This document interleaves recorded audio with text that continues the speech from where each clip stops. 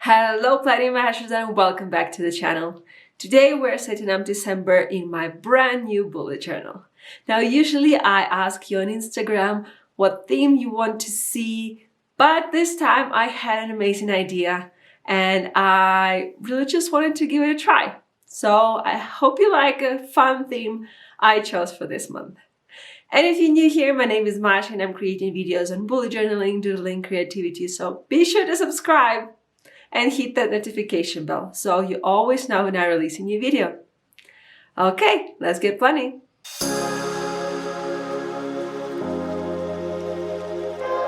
Okay, so first of course, let's take a look at the supplies. I'm using my new Archery and Olive journal, which is just so pretty, I love it. I'm also going to be using my Zebra Mine liners, and for fine liners, it's Sakura Pink Mami Chrome and Faber-Castell Pete Artist pens. Okay, so I wanted to do something kind of Christmas related, but I also didn't want to do the traditional Christmas theme. So I went with holiday llamas.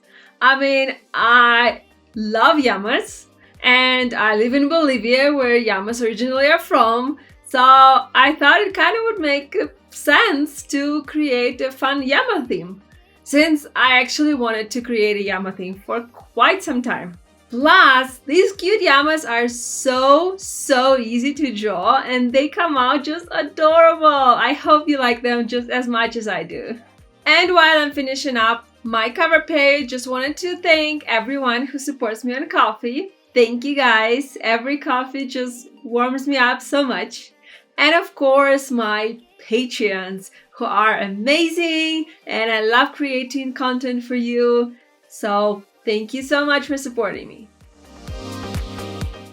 Okay, the second page is my monthly log and I was actually pleasantly surprised that it had enough space for everything I usually have in my monthly log in my Nuna as well. Because Nuna has larger pages and I wasn't sure if an A5 journal will have enough space, but actually it seems like it has just enough space for me. So I have a little calendar, I have an area for my to-do list, and at the bottom there will be a little area for my content plan for the month.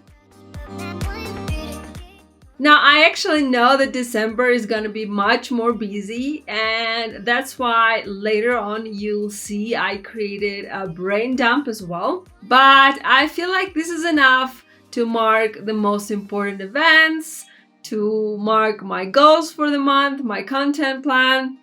Really happy with this.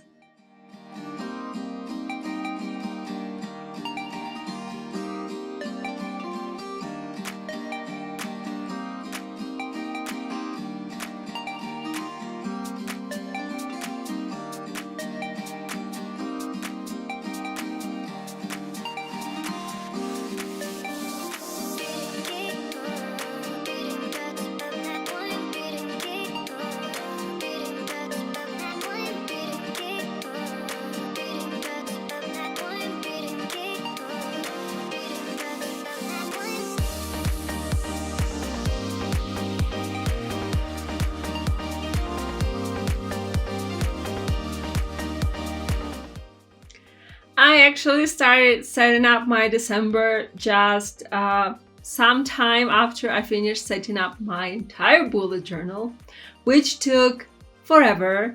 But if you want to check that out, my 2021 bullet journal setup, we'll leave the link in the description.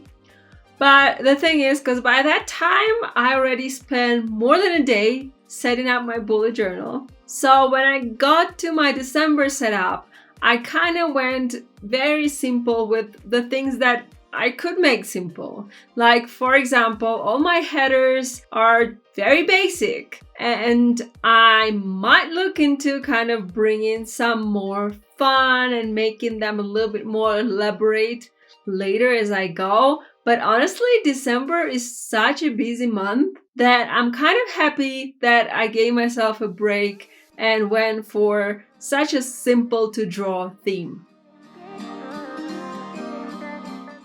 The next page is my trackers, and I actually was a little bit worried. So for last several months, I've been having one page for all my trackers, and I was a little bit afraid that an A5 journal will be too small and I won't be able to fit everything. But somehow I actually fit it all. I guess the secret is first in the fact that I don't track that many habits. Like here for my habit tracker, I just have tracker for 4 habits. Honestly, I just don't have time or mental power to work on more than just this. And actually, most of these habits are not the new ones.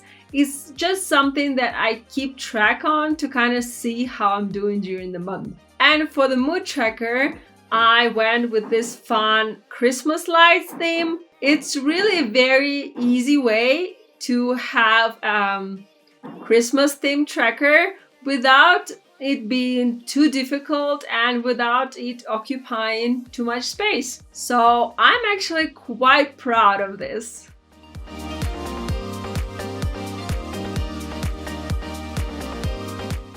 And as you notice here, I also don't actually add a key to note what color symbolizes what moods. Ever since I started using Mood Tracker, which I think was in April this year, I just kept using the same colors every month. And now I just know exactly which color stands for what. And it's just very, very convenient. And also, it kind of works for me very well because for most of my setups, I actually use zebra mind liners, so these colors match very well.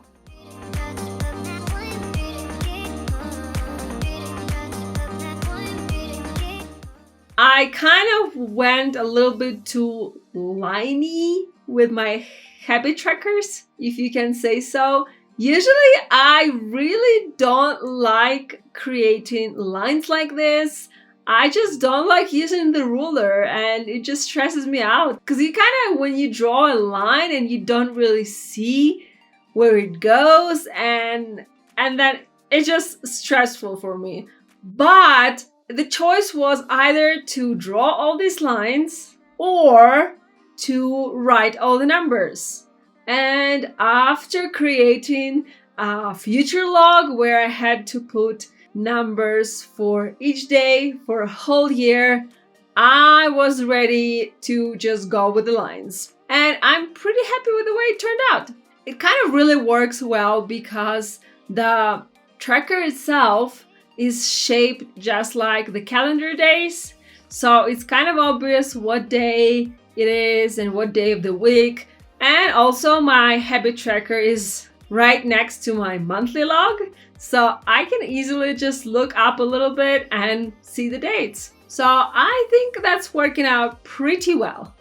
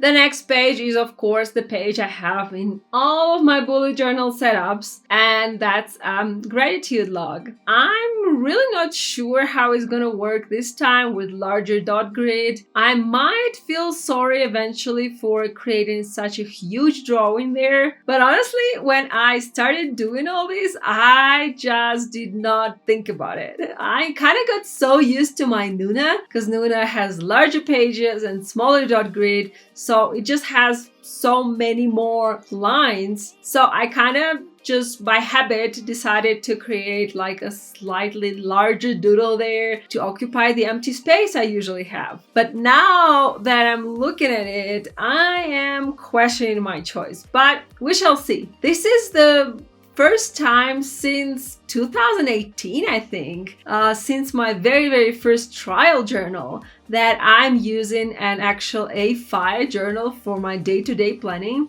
And yeah, it's really exciting, but it's also kind of a little bit scary because I'm always afraid that I miscalculate something or that my favorite page layout will not work because these pages are smaller. So far, so good. Everything worked out perfectly. So, well, we shall see. I'm really interested in starting creating weekly spreads as well. Because as you know, in my Nuna, I have been creating a lot of one-page weeklies because it's just so convenient and it really had enough space. But probably here I'll have to go back to my 2-page weeklies. And it's actually pretty exciting because it allows you for more creativity, and I feel like it's kind of been a while since I've been spending some extra time creating my weekly spreads. And so this page is my brain dump. Now I have so many things to do. It's really overwhelming. And I've been stressing about it for the longest time until I remembered the post I wrote about a brain dump and how it's so helpful to kind of relieve your worries. And I created a huge brain dump in my November setup, and it just worked so well. It helped me a lot, helped me to see things in perspective, helped me to plan things. So I actually did the things I had to do. So I know that December is gonna be probably even more busy with the holiday season and all. So I knew I had to create a brain dump. And for the brain dump, I decided to draw a no drama Yama to kind of symbolize that this is my month where brain dump is gonna help me and there's gonna be no drama. I'll just do what I have to do.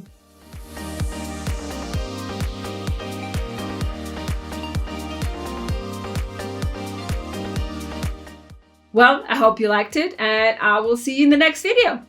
Keep bullet journaling and don't be a blob. Bye!